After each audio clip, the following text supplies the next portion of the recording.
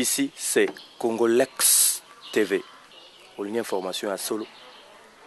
Ma solo et à solo. Yamboga, pays à diaspora. Une seule adresse. Un seul site. Congolex TV. INC, INC, toujours ensemble. Notre rencontre va s'articuler sur les débats et les discussions par rapport au fonctionnement, à la vie quotidienne de nos fédérations respectives. Donc, ça va répondre à 3 questions. Les débats vont tourner autour de 3 questions. La première question, c'est où en sommes-nous en termes d'évaluation ? C'est-à-dire identifier les atouts et les faiblesses de nos fédérations. Deuxième point, quelles sont les stratégies à mettre en œuvre? Définir les axes prioritaires pour le fonctionnement de nos fédérations. Et enfin, troisième point, quelles sont les perspectives d'avenir en fonction des réalités du terrain auxquelles est confrontée chaque fédération? Évidemment, on fera référence à notre fameux article 60, cher à nos fédérations extérieures. Donc je crois que tout le monde a fixé les thématiques autour desquelles les débats vont tourner. Évidemment, chacun est libre d'en dire plus ou moins, c'est vraiment selon son feeling. CongolexTV.com, il n'y a pas photo. Vous êtes la secrétaire fédérale de l'UNC, fédérale adjointe de l'UNC Belgique. Vous avez réuni pratiquement l'ensemble des secrétaires fédéraux de votre parti politique ici en Belgique. On veut savoir, c'est quoi l'objet de votre conciliabule? En fait, c'était simplement une occasion pour nous d'abord nous rencontrer, nous les secrétaires, les fédérations UNC de l'Europe, et surtout faire l'auto-évaluation de notre fonctionnement, simplement. Je crois qu'après une échéance telle que les échéances électorales, il faut qu'à un moment donné, on puisse s'asseoir et se mettre à réfléchir sur ce qui s'est passé, ce qu'il faut changer, ce qu'il faut améliorer, et c'est dans cet esprit-là qu'on s'est dit qu'on allait se rencontrer pour faire une auto-évaluation de nos fédérations. Pour quel objectif immédiat finalement? Est-ce que c'est 2016? Parce que 2016 n'est pas immédiat. Est-ce que c'est pour les provinciales? Vous comptez y aller malgré tout ce qui s'est passé aux législatives et à la présidentielle? C'est pour les perspectives d'avenir, effectivement, c'est pour les provinciales et les sénatoriales, bien sûr, et c'est pour plus tard, évidemment, les présidentielles. Mais nous avons dit qu'il y a plusieurs conditions que nous avons mis au devant avant de présenter des candidats aux présidentielles. Il faut vraiment que le bureau de la CENI soit restructuré à fond, parce que tel qu'elle fonctionne là, maintenant, il n'est pas possible qu'on puisse aligner des candidats au risque de tomber encore dans les mêmes travers qu'au moment des législatives. Mais j'ai envie de dire, vous voulez aller aux élections, vous entrevoyez beaucoup de choses par rapport au futur, mais il s'est fait que ce pays-là est en guerre pour le moment. Mais votre président, qui se veut être président de ce pays, apparemment on ne l'entend pas parler, hein. C'est comme s'il est toujours sous le coup de l'échec de 2011. Qu'est-ce qui se passe? Pourquoi il ne parle pas? Pourquoi il ne fait rien?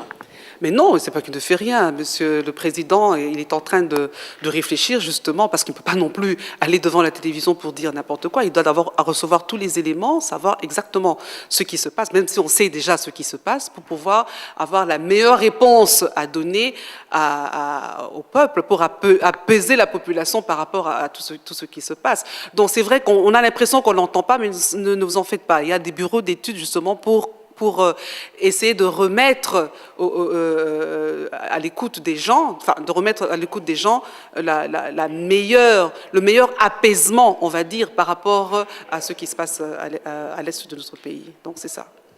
Beaucoup de gens ont l'impression qu'on lui a demandé peut-être de ne rien dire, hein, de laisser évoluer la situation ou pourrir la situation. Ce n'est qu'une impression, heureusement. Vous savez, il faut commencer à la genèse de l'histoire de l'UNC. C'est que le président national, M. Vital Kamerhe, avait quitté cette majorité-là pour dénoncer justement la situation à l'Est. C'était lorsque le pouvoir avait pris langue avec le gouvernement rwandais pour envoyer des troupes au Congo sans avoir consulté les autres institutions. Et donc, pour vous dire que la situation à l'Est, elle les préoccupe au plus haut niveau. Je ne vais pas non plus vous dire qu'il est originaire de l'Est. Mais donc, au moment où nous parlons, l'INC, avec son leadership entier, est occupé à suivre de très près même, de très très près, cette situation. Nous avons des gens sur place à Rutshuru, à Massissi, dans les zones où vraiment le combat se déroule. Et au niveau des institutions, au Parlement, il y a les groupes parlementaires qui font un travail de fond, un travail politique, afin d'amener justement la situation à se décanter. Maintenant, il y a un travail un peu à huis clos comme au Parlement congolais? Non, le travail à huis clos ne nous concerne pas. Nous n'avons rien à cacher. Nous n'avons rien à cacher. Au niveau de notre parti, nous sommes un parti assez ouvert, transparent. Ce qu'on aimerait, c'est une prise de position que l'on ne sent pas, que l'on ne voit pas. Et voilà, on attend quoi? Oui, monsieur. C'est le moment, comme vous le dites, s'il l'a fait avant, ben, il pourrait bien mieux le faire maintenant, et en disant, ben voilà, qu'est-ce que j'ai dit? Oui, mais si vous me laissez terminer la phrase, vous aurez compris qu'il y a eu des prises de position. D'abord, lorsque la mutinerie, on va appeler ça comme ça, a commencé au mois d'avril, le président national, M. Vital Kamerhe, a tenu une conférence de presse au sein même du Parlement à Kinshasa pour dénoncer. Il a été parmi les premiers à avoir dénoncé le début de cette guerre dont on parle aujourd'hui. Et pendant ces temps-là, on n'avait pas entendu beaucoup de gens. Aujourd'hui où nous parlons, il est occupé avec les instances du parti, avec des représentants qui sont au niveau local dans le Kivu, à proposer des solutions adéquates. Il ne s'agit pas de sortir dans les médias crier n'importe quoi. Nous sommes conscients du danger. C'est une affaire d'État. C'est une affaire très importante parce que des Congolais et des Congolaises sont tués. Des Congolais, on est à 150 000 déplacés depuis avril. Et tout ça, ce sont des faits vraiment très graves qui appellent la responsabilité. Mais au moment opportun, vous aurez une déclaration officielle du président et du parti. Et cela n'est pas une question pour nous de nous précipiter, mais seulement nous travaillons avec sérieux. CongolexTV.com, il n'y a pas photo. Voilà, M. Betou, vous êtes le représentant de l'UNC en Norvège. Vous venez de vous présenter vous-même comme étant un ancien allié à Jean-Pierre Bemba. Comment se sent-on ancien proche de Bemba et nouveau proche de Vital Kamerhe? Oui, vous savez, M. Bemba, c'est un modèle et une référence. On a milité dans ce parti et nous resterons toujours... notre mémoire est toujours inoubliable pour cette excellence de la personne de M. Bemba. Et voilà, donc l'UNC, c'est un nouveau parti où, en Vital Kamerhe, on a trouvé aussi un élément de plus qu'on pouvait juste peut-être bénéficier. Et M. Kamerhe aussi, vous savez, nous l'avons suivi depuis tout ce temps, c'est aussi un modèle et une référence de la politique congolaise. Et voilà, c'est comme ça que nous retrouvons dans l'INC. Alors, c'est pas une trahison quelque part de vos anciens amours? Vous savez, la politique, elle est dynamique. Hein.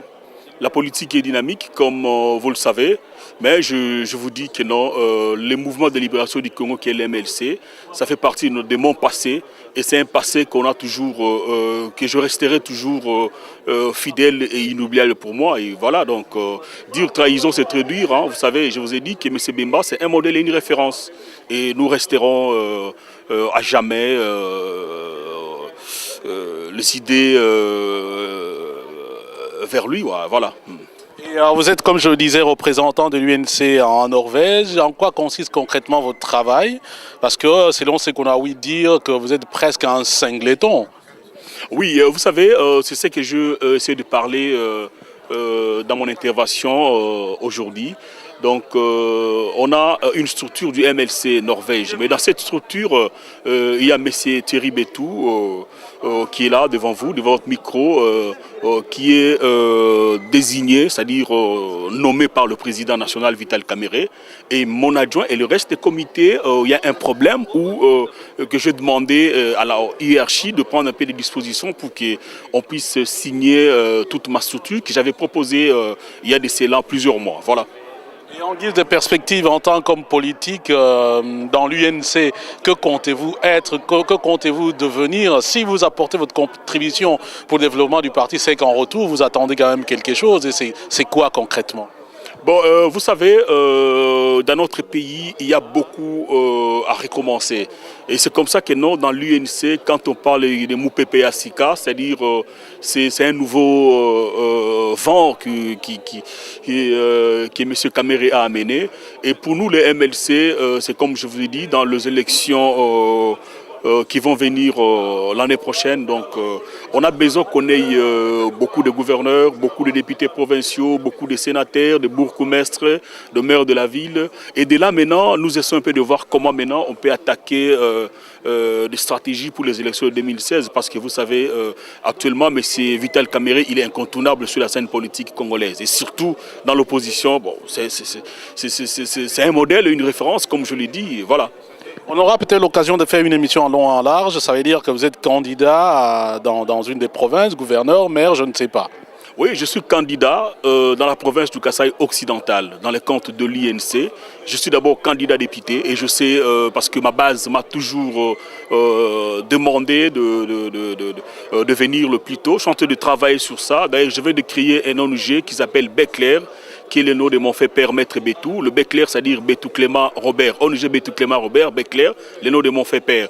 Nous sommes en train de travailler sur ça. L'ONG est déjà agréée au niveau de Kananga. Et je crois que d'ici là, je vais descendre pour chercher un peu à organiser des structures et passer maintenant à notre première sortie. Mais je suis membre effectif de l'UNC et responsable de l'UNC Norvège. Voilà. Je vous remercie, M. Bétou. Merci Fabien, c'est à moi de vous remercier. congolextv.com, il n'y a pas photo.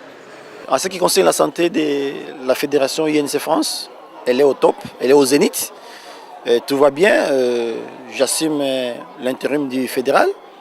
Donc je suis le secrétaire fédéral, je fais les fonctions, puisque le fédéral est en déplacement à Kinshasa pour des raisons politiques. Il est candidat d'office, donc je remplace. Candidat au provincial, vous voulez dire? Oui, il est candidat au provincial.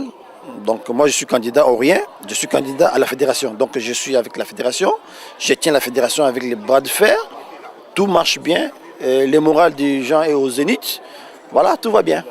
Et par rapport à la réunion d'ici, quelle sera votre contribution? Ouais, notre contribution est la suivante. Nous avons beaucoup de propositions qu'on va soumettre aux autorités nationales, puisque l'alternance pour la 2016 c'est maintenant, avec le président Kamerhe, donc il faut qu'on commence maintenant l'alternance. Il faut préparer 2006 à partir d'aujourd'hui. Donc on est bien préparé, il y a tout un dossier qu'on a préparé, des stratégies à prendre, qu'est-ce qu'il faut faire, comment il faut mobiliser, remobiliser encore les aides ainsi pour les remettre sur le droit chemin afin de faire gagner le président Kamerhe pour les élections 2016. Je suis le directeur de cabinet du secrétaire général de l'UNC, honorable Jean-Bertrand Ewanga. Ma présence ici se justifie dans la mesure où, depuis que l'UNC a été créé, c'est comme on l'a toujours considéré, c'est juste un enfant qui vient de naître. Il faut l'apprendre à faire tout, à marcher, à manger. Vraiment, c'était un peu quelque chose qui a été créé à la hâte. Et maintenant, nous sommes allés aux élections. Dieu merci, on a eu ce qu'on devrait avoir pour ne pas beaucoup déconsidérer notre résultat final. Et maintenant, nous sommes dans la phase où il faut vraiment renforcer nos structures. Donc ma présence ici, c'était juste en tout cas faire une évaluation depuis la création du parti, avec tout ce qu'on a connu comme enjeu, élections, campagne, mise en place, consultation et sortie de gouvernement, tout ça. Alors c'est dans ce cadre que je suis venu en Europe, juste pour rencontrer toutes les fédérations et voir dans quelle mesure nous pouvons projeter notre avenir, donc celui de l'UNC, pour les échéances qui viennent en 2016. Vous êtes justement à la fin de cette évaluation. Finalement, qu'est-ce qui ressort? Est-ce que la santé du parti est bonne ou bien il y a encore des détails à régler pour que, comme vous le dites vous-même, vous soyez en ordre de bataille pour 2016? Bon, c'est difficile de vous dire que la santé du parti est bonne ou n'est pas bonne, mais ce que je peux vous dire à ce stade, c'est que tout va bien. Et tout va bien, comme je t'ai dit juste au début, que c'est un enfant qu'on a appris, à qui on a appris à faire presque tout au même moment. Mais dans l'ensemble, en tout cas, le parti va bien. Sauf qu'il faut en tout cas régler quelque part où ça n'a pas tenu, parce que ce n'est pas quelque chose qui est parfait. Mais on essaie un peu de régler quelques imperfections. Et je pense que d'ici là, dès que je rentre à Kinshasa, je ferai quand même un rapport à mon chef. Et sinon, tout va bien. Au niveau de Kinshasa, justement, il y a des choses qui se passent en République démocratique du Congo. On est quand même étonné qu'au niveau des partis qui sont censés incarner dans une certaine mesure l'alternance, comme vous dites vous-même, qu'il y ait presque un blackout, un silence total, on ne sait pas qui dit quoi, qui fait quoi. Caméré lui-même est venu, comme on dit maintenant, c'est presque motus bouche cousue. Bon, certainement, tu sais, après un long combat, après une bataille, tu sais, il faut essayer un peu... C'est les coups de l'échec? Non, c'est pas ça du tout, c'est pas ça. De toutes les façons, c'est pas ça. Tu sais, on essaie un peu de reculer pour mieux sauter. On a fait des élections, on a fait des consultations. Alors on est juste en train de faire la sommation de tout ça. Et il ne faut pas qu'on parle n'importe quoi. Parce que maintenant, tout le monde est en train maintenant de se réserver et voir en tout cas qu'est-ce qu'il faut parler. Parce que quand on parle maintenant... Le pays est en guerre, on aurait souhaité quand même un point de vue d'une personne qui veut être quand même président de ce pays. De surcroît, d'ailleurs, on apprend qu'il pourrait peut-être ravir à Tshisekedi le poste du porte-parole de l'opposition. Mais moi, je pense que le point de vue de ce qui concerne la situation du parti, il ne faut pas tout simplement attendre la caméra. Il n'est pas le seul politicien ou il n'est pas le seul opposant.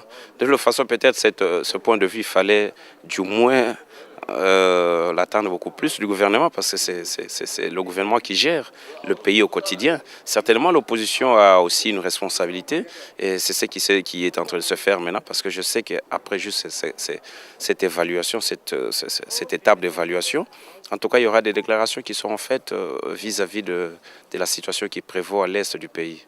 Mais je sais que Caméré aura quand même un mot à dire. Et c'est ce mot vraiment qui va vraiment déterminer en tout cas sa position vis-à-vis de la situation à l'est. Je vous remercie. CongoLexTV.com, il n'y a pas photo.